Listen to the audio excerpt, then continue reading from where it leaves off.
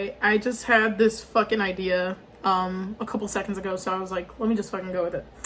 So this is how fucking easy it is to be an ending defender, right? Attack on Titan has no problems. Like, it is the perfect story. It's the best story I've ever read. The ending was so fucking good. The ending was amazing.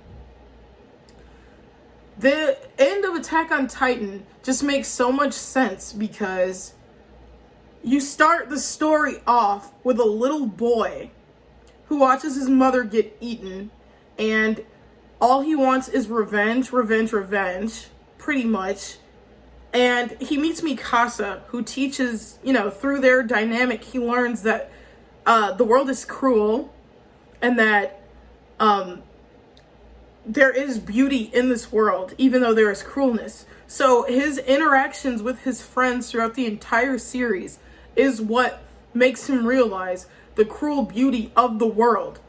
The world is cruel because he met his friends through circumstances such as war, conflict, titans. He doesn't know until the end, but, genocide. That is the context by which he meets the people he loves so much. So that is the cruel beauty of the world. And how this ties into the end is that, and what makes the end so perfect is that Eren still realizes that the world is cruel and beautiful. That is how he dies, even. He dies with a cruel beheading, but a beautiful kiss of the person he loves the most, kissing him. And war and conflict and genocide is just a never-ending cycle, which is why after the 8 pages, we see the tree and the little boy at the tree just signaling that it's all damned to happen over and over and over again. Eren's rumbling was not the right choice. It was a bad idea. He was never going to go for 100% because he just wanted to make his friends heroes. And the cruel beauty of that is that he loved his friends so much that he did this atrocious thing to make them loved and revered. That is cruel beauty. I'm going to kill a bunch of people for you, the person I love the most, even though you don't want that. It's cruel and it's beautiful and it's ironic and it's so well written.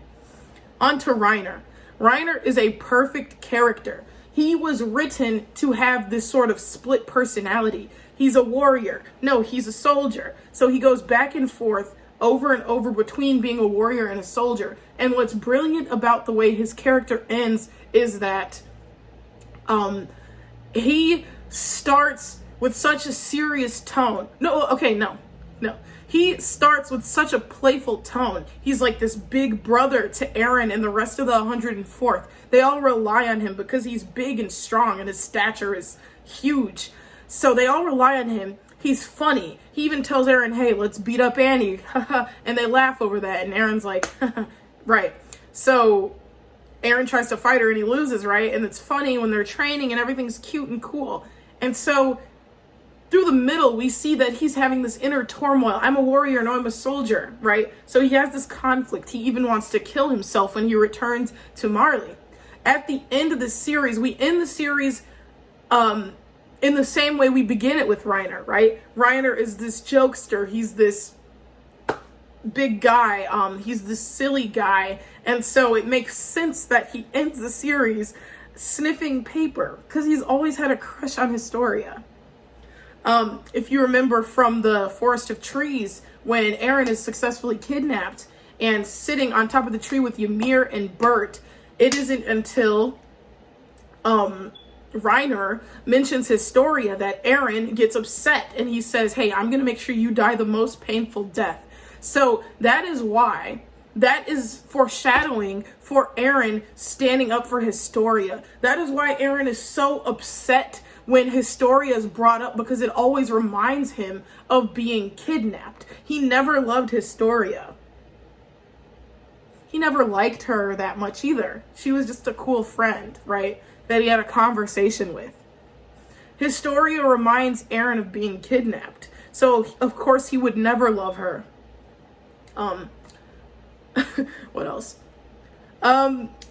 What's another thing people talk about? Ymir. Ymir's story ends so well because it just, the biggest theme of Attack on Titan is cruel beauty. How everything is a paradox. Attack on Titan is built on a big paradox, right? Even Eren's freedom is a paradox. He's free, but he's not free.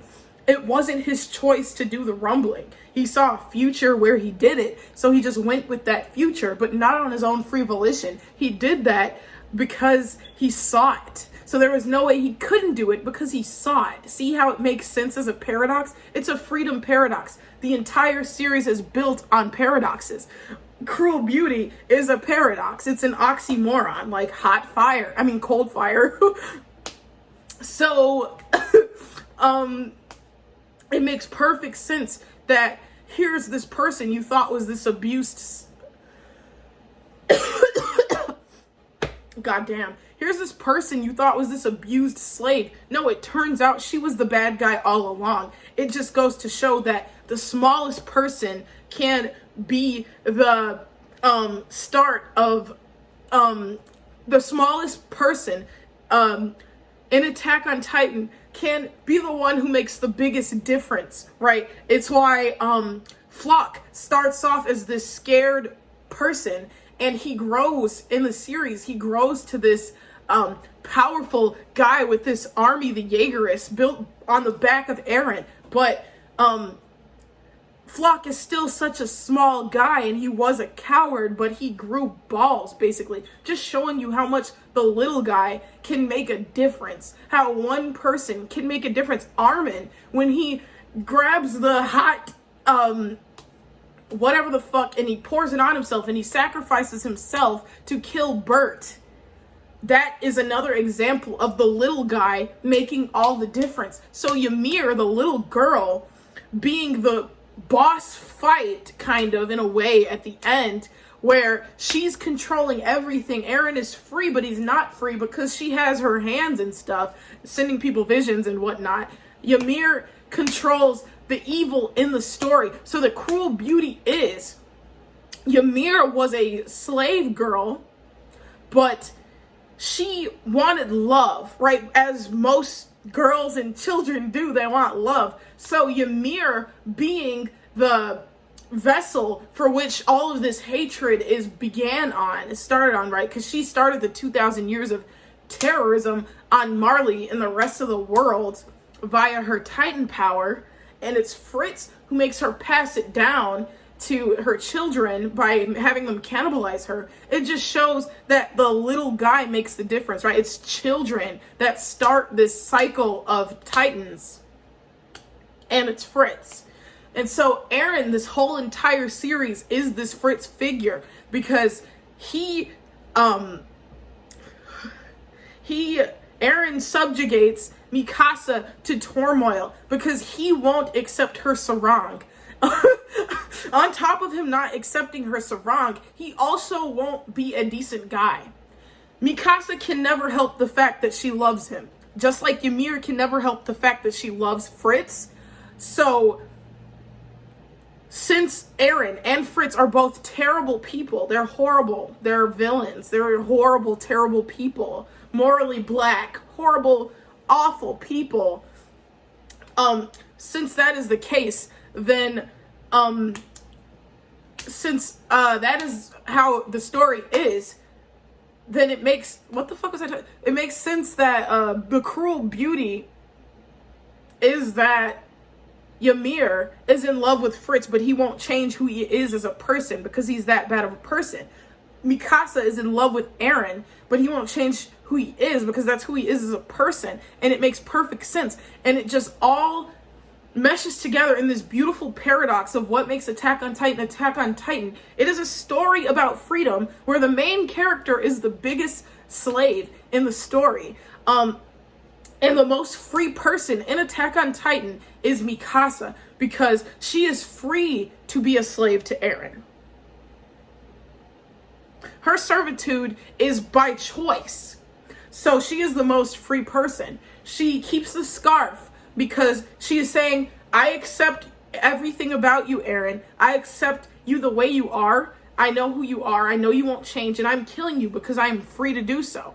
And this just shows how free she is. And it just falls in line with the cruel beauty paradox that is Attack on Titan oxymoron, cold fire, ice fire. It just makes so much perfect sense. Okay? And what else do I want to get at? Thanking Eren for genocide is another cruel and beautiful thing. That's why it's so perfect in 139. When Armin, Peak, Connie, Reiner, Mikasa, obviously, Levi, when they all feel, empathy, sympathy, whatever for Eren after killing him, and they thank him. Well, I mean, Armin thanks him. Peak wanted to talk to him. So on and so forth. When that all happens, it's perfect because it just goes to show you that cruel beauty was always one of the main themes in Attack on Titan. Because is this cruel that Eren is being thanked for genocide? Yes. But is it beautiful that they're sending their friend off with one last, we care about you? Yes. And that is the cruel beauty of Attack on Titan. This is the paradox of the show. It makes so much sense because Levi being with Falco and Gabby, because Falco was always a caretaker. We see that because that's how he meets Eren. He wants to take care of Eren Kruger. So Eren, with Falco, with Levi and Gabby makes sense because Falco loves Gabby and Falco loves to take care of people, and Levi needs to be taken care of because his leg hurts. So it makes perfect sense. What else is another discrepancy that people talk about? Thank you for the genocide. Eren's actions make perfect sense. He never wanted to do this genocide. When he said that he wanted to protect Paradis's fate, he would not leave Paradis's future up to fate. He was saying that Armin is above fate. And that's why Armin's the narrator of Attack on Titan in the anime, because Armin is above fate. He's a character where fate does not negatively impact him. He is the character of luck. That is because of his philosophy. Isayama wants you to know that Armin is the character with the right philosophy. His views on being alive, his anti-nihilistic views. Armin is the hope in the future, and that's why Eren believes and trusts in him so much. That is why when he says, I will not leave Paradis's future up to fate, he leaves it to Armin, who he views is not fate. He views Armin as someone who's above fate. That's why Armin wins the Serum Bowl, because fate had decided that Armin would live, and Eren knows that Armin is above fate, and that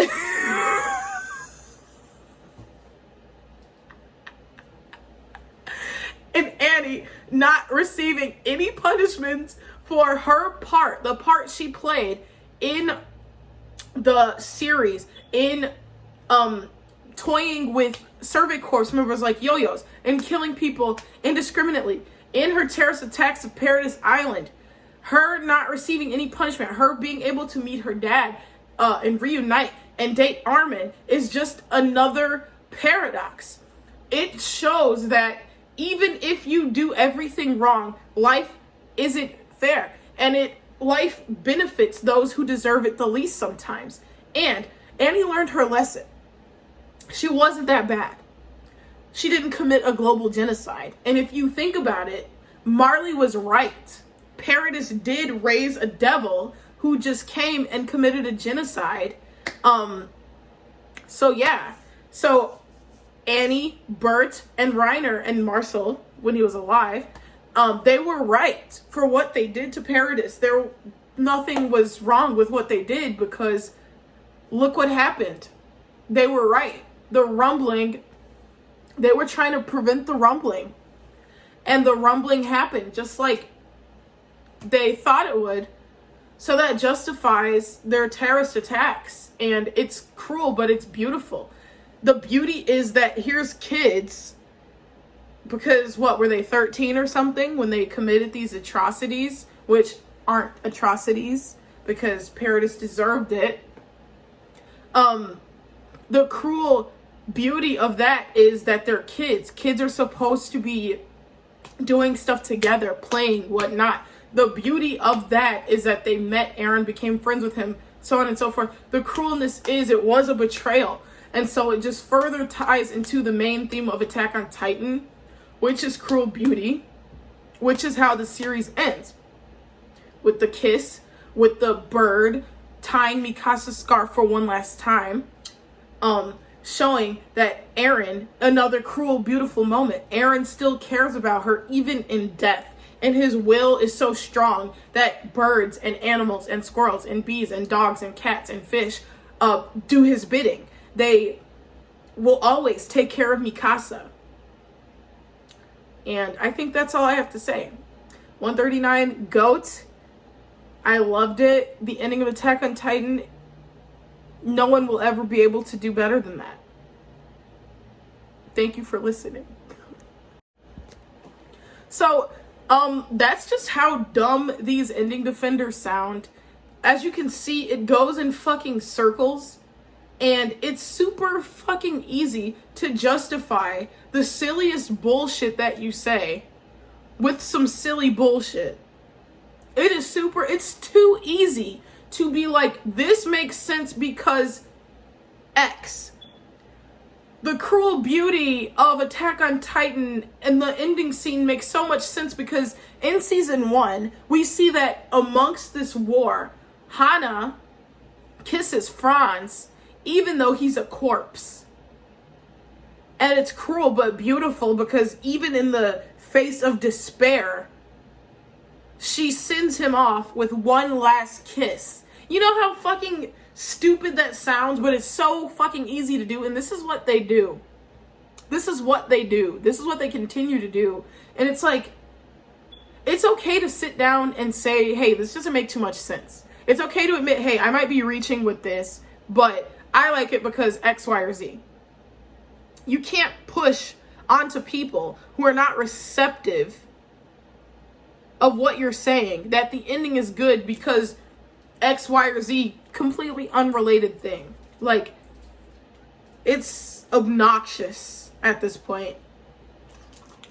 Anyways, 139 is the worst chapter of any story I've ever read in my life. It is really bad. See you guys next time for next video. Bye.